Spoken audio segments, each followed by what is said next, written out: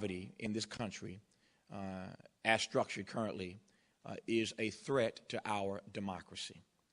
Poverty threatens our democracy as we know it. For some, that might sound hyperbolic, that might sound a bit over the top, but it is not. No democracy can sustain itself when half of its people are wrestling with poverty. The numbers that we now know from our Census Bureau are simply these. 1 out of 2 Americans is either in or near poverty. Put another way, if you take the perennially poor in this country, or the persistent poor, put on top of that the new poor, and we argue in this new text that the new poor are the former middle class. In every presidential election season like the one we're in now, Mr. Romney, the presumptive nominee for his party, and Mr. Obama, the nominee for his party, and whoever else might get in this race, God knows. But whoever these nominees are, they're going to be talking, as they always do, to the middle class. They want to address the angst of the middle class. Well, if the middle class now make up the new poor, who are you going to talk to?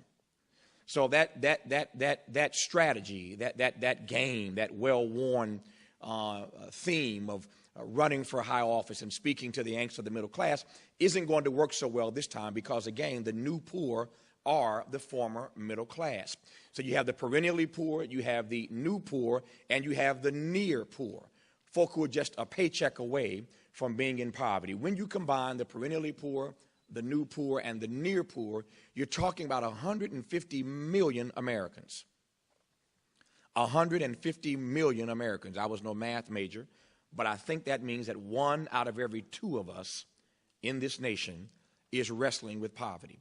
Tell me how then one can sustain a democracy when the gap between the have-gots and the have-nots is that wide and continues to widen. And that is why the Occupy movement has taken such hold in this country with that notion of the 99 versus the 1, because the gap, the income inequality in this country is so wide and growing so exponentially.